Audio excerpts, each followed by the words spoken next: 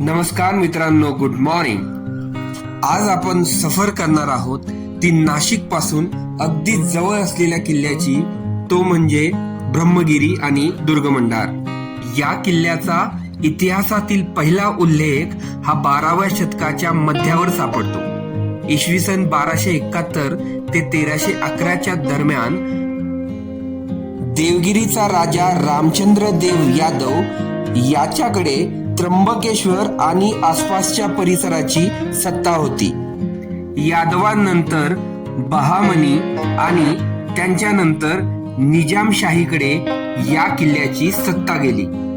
मात्र नोव्हेंबर 1670 मध्ये शिवरायांचा पेशवा मोरोपंत पिंगळे यांनी त्र्यंबकगड जिंकून स्वराज्यात सामील करून घेतला। त्र्यंबकेश्वर शहराच्या मागच्या बाजूचा डोंगर म्हणजे ब्रह्मगिरी किल्ला।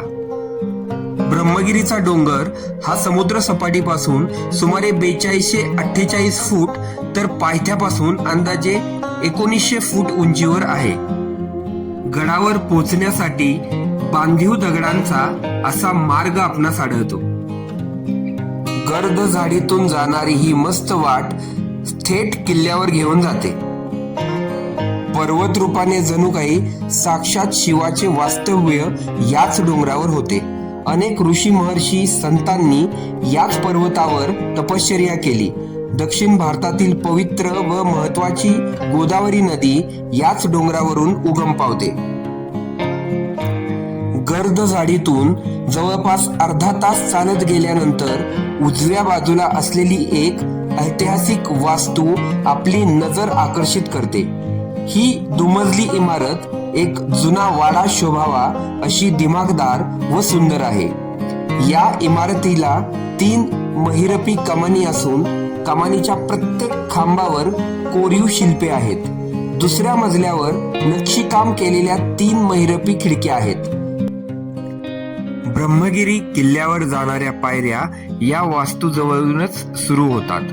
पायऱ्या चढत असताना प्रथम उजवीकडे कातळात खोदलेली एक गुहा आणि पुढे शेंदूर चर्चित मारुतीरायाची दगडात कोरलेली भव्य मूर्ती लागते।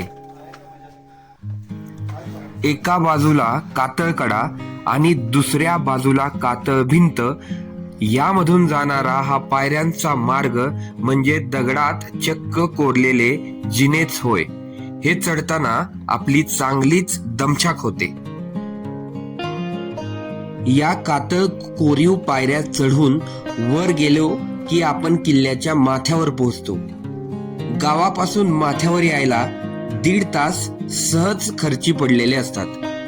ब्रह्मगिरी किल्ल्याचा माथा खूपच विस्तीर्ण पठारासारखा दक्षिणोत्तर लांबसर दिसतो।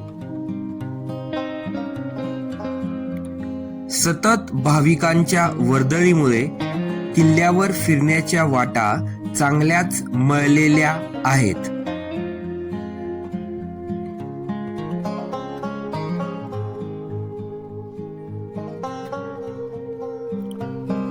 पुराणातल्या एका आख्यायिकानुसार गोहत्येचे पापक्षमन करण्यासाठी गौतम ऋषींनी ब्रह्मगिरीवर घोर तपश्चर्या केली।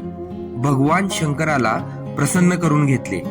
शिवाने त्यांची इच्छा काय आहे असे विचारल्यानंतर गौतम ऋषींनी त्यांच्या जटेतील गंगेची मागणी केली, पण गंगा मात्र येण्यास तयार नव्हती। तेव्हा भगवान शंकराने आपल्या जटा या इथे आपटल्या व ब्रह्मगिरी या डोंगरावर गंगा अवतीर्ण झाली। गौतम ऋषींनी गोहत्येचे पाप निवारण करून गायीला पुन्हा सजीव केले, म्हणूनच तिचं नाव पडलं गोदावरी।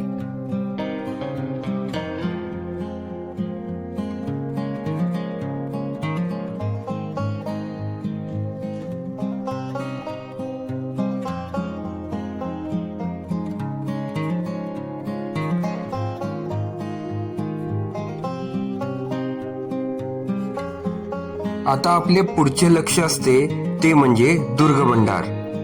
जटा मंदिर पाठीमागे टाकून वायव्य टोकाकडे जाणारी पायवाट आपल्याला थेट दुर्गमंडाराकडे आणून सोडते।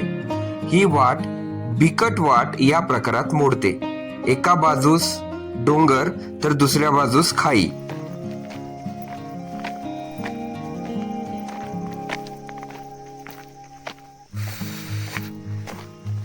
ब्रह्मगिरी टू दुर्गभंडार असा आपला प्रवास आहे आणि मधलं जे कनेक्शन आहे ते बघण्यासारखं आहे. पण आपण वेगळ्या रूटने निघालोय. Let's see. ब्रह्मगिरी किल्ल्यावरून आपण आता दुर्गभंडारला निघालोय आणि मध्ये तो छोटासा कनेक्शन आहे. थोडं रिस्की आहे पण लेट्स सी, आपण बघूया. आणि सुंदर beautiful Saturday morning in Nashik. So we are just enjoying. ही छोटीशी पायवाट पावसाळ्यांमध्ये घसरडी असते, त्यामुळे ट्रेकिंगचा पूर्वानुभव नसलेल्या नवशिक्यांनी येथे स्वतःची काळजी घेतलेली बरी. या वाटेने 20 मिनिटं काळजीपूर्वक चालल्यानंतर उजव्या हातास जमिनीलगत एक बिन वापरातील पाण्याचे टाके लागते. या टाक्यापासून एक पाऊलवाट उजवीकडील टेकडीला वळसा घालून जेथून आपण गडफेरीला सुरुवात केली त्या ठिकाणी जाते. या वाटेकडे दुर्लक्ष करून सरळ पुढे जाणाऱ्या पायवाटेने चालत राहिलो की कातळात खोदलेल्या दगडी जिन्याच्या माथ्यावर येऊन पोचतो आणि समोर दिसतो दक्षिणोत्तर पसरलेला, कातळ कड्यांनी वेढलेला आणि एका चिंचोळ्या दगडी पुलाने ब्रह्मगिरीला जोडलेला दुर्गभंडार. ब्रह्मगिरी पासून खाली असलेल्या दगडी पुलाला जोडलेला उताराचा जिना चक्क कातळ कोरून तयार केलेला आहे आणि इथून सुरू होतो तो दुर्गभंडार किल्ल्याचा रोमहर्षक, चित्तथरारक आणि मंतरलेला प्रवास, जो आपण कधीही विसरू शकणार नाही. खिंडीच्या सुरुवातीलाच हनुमानाची सुबकशी मूर्ती कोरलेली दिसते. अशा प्रकारच्या कातळ कोरीव पायऱ्या आपल्याला इतर कोणत्याही किल्ल्यावर पाहायला मिळत नाहीत. 1.5-2 फूट उंच असलेल्या या 60-65 पायऱ्या चढताना चांगलाच दम काढतात आणि खऱ्या अर्थाने आपला दुर्गभंडार किल्ल्यावर प्रवेश होतो.